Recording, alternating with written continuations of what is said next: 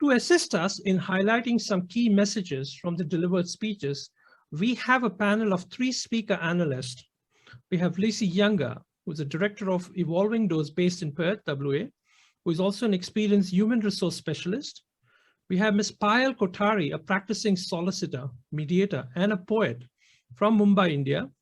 And finally, joining us from New York, USA, Ms. Colleen O'Neill, founder at Mediation and Beyond, a professional divorce mediator, therapist, and life coach. Really amazing. I'm speechless. You know, two speakers in a row, so much wealth of knowledge. And so I think it is beyond me to analyze everything that has been said. So I'm going to bring in a very special guest, Lisa Younger. She's going to be my speaker analyst, and I'm counting on her skills to bring in some finer points of the first 2 speakers. Lisa, all yours. Go ahead.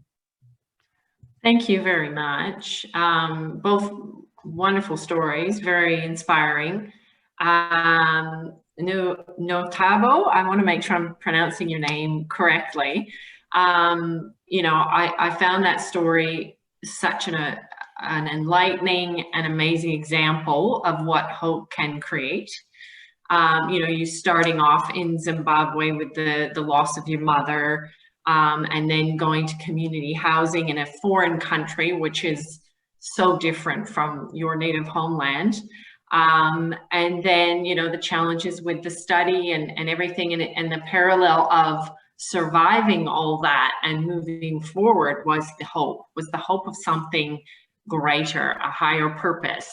And, you know, I'm congratulations to you and the outstanding achievements that you've made, and how you've been able to take all those challenges and struggles to use that as a way to inspire others and pass on that hope to others.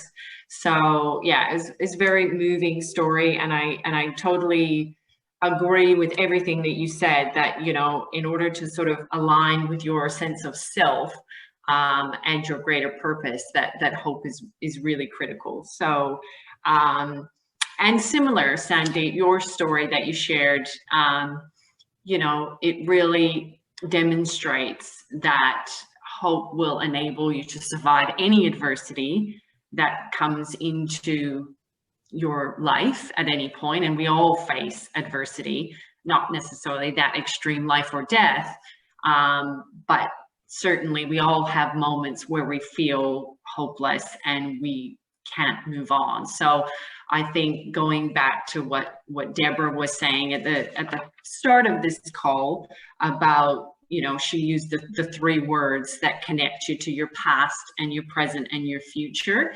to enable us to really get in touch with that. Where do we need to go next? What's the next step?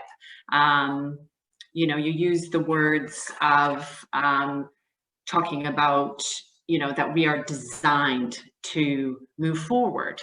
I really believe that. I think evolution is part of our humanity, and that we all have to have a future that we can move towards in order to feel a sense of peace and contentment.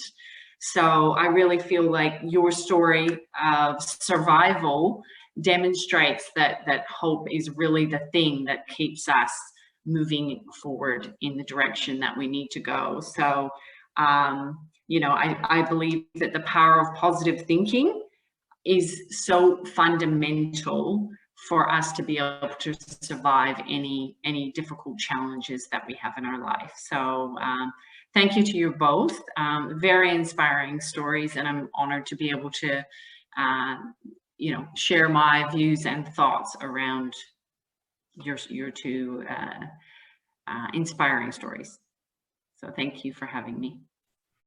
Thank you so much, and thank you, everybody. I mean, this has been an incredible experience to be listening to all these pearls of wisdom from everybody, and it's really hard to just succinctly put all of this, and I will do my best. So, Alexandra, thank you so much for your talk. I was really drawn in by what you had to say. Part of that was probably because I love accents, but I just was really drawn in by the steps that you laid out for us. And I just want to go through them the way that I received them, in hopes that having both of us share, others will be able to take it in as well. So I really connected with you starting out with talking about hope being a goal and a desire. And I never really kind of equated the two together, but really, you know, without the goal, you can't have the hope. Without the hope, you can't have the goal and the desire. And I thought some of your questions were just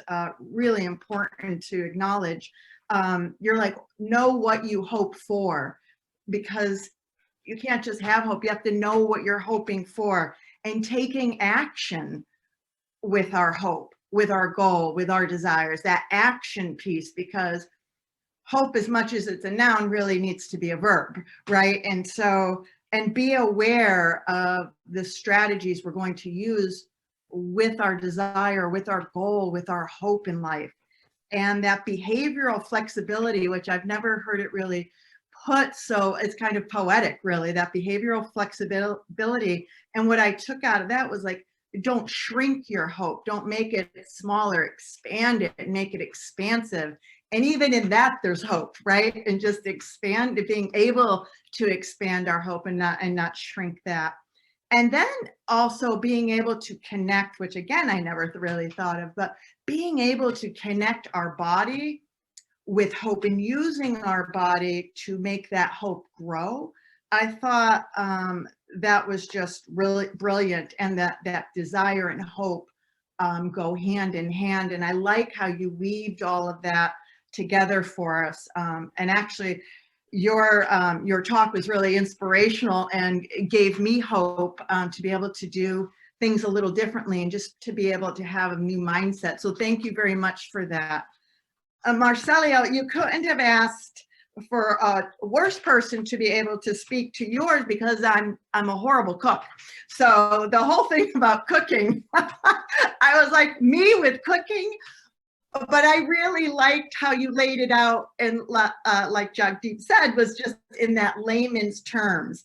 And I really appreciated kind of that recipe for life and how you put that together using love, compassion, and knowledge, and to be able to share it like you would share a recipe if I had one to share. But now that you made me think of it that way, I just love being able to use something that is that all of us have, the love of food and the sharing of food. It makes people happy. And I think, like you said, when conflict comes up, share your knowledge, share your love, share your compassion. And so when you see someone is a little hopeless, share your hope and help and carry them through that. Share a little salt or a little sugar, like you said. So I really appreciated that really different kind of landscape you brought to the venue of hope today. And I really appreciate both the speakers as well as all those who have gone before. So thank you, everybody. I really appreciate that. Thank you, Jagdeep. Oh, this is a wonderful panel. I don't have enough words to express, but yes, I have to do the task. And Asta, your talk was absolutely wonderful. It spoke of hope as an innate feeling, an innate quality that human life possesses under any circumstances. That message itself is so hopeful that the human spirit, can transform anything, any situation, from hopelessness to hope. And it is just there within us. We have to give time to that. So that for me amounts to acceptance, and then taking the next step, which is innate in us, that hope just comes out. That is the human spirit. That is the ingenuity of the human spirit to get out of any situation. So that was truly inspiring, Asta. And coming over to Kay, oh my God, Kay, you had a different perspective to this entire situation of hope. What you've come up with is something so brilliant, and I have experienced this in my life, that voice of knowing is there in all of us at all the times. And that voice knows what is there in the larger scheme of things for us, and it can withstand anything and everything. And coming to the, yes, one of the major hurdles in this is, of course, our own very voice of fear. And fear needs to be handled. And Kay, the tips that you gave for handling, that is looking at fear straight into the eye. Here, come on, what do you have to say? It's like the example that you gave of treating them like your own children, that yes, hear them out, that's about it, reactions. And because fear is basically an illusion created by our own mind, and it is our voice of knowing which knows it is not true. But yes, maybe because some of the speakers that they spoke of the physiological changes that we experience, we let fear overcome when that voice of knowing is always there. So thank you, Kay. That was truly wonderful, and you gave tips to elevate our hope into faith, and transforming that into faith and using that in our daily life. Just truly wonderful. I'm still absorbing that. Thank you both the speakers. Thank you. Mediation Steadfast, based in Perth, Western Australia. We provide mediation services for employment issues to prevent expensive litigation in matters related to employee and industrial relations. We are dedicated to becoming a leader in mediation by encouraging solution-focused conversation for setting up a respectful and positive work culture. For more information on our facilitative mediation, visit our website mediationsteadfast.com.au. Mediation Steadfast, creating win-win solutions with alternate dispute resolution.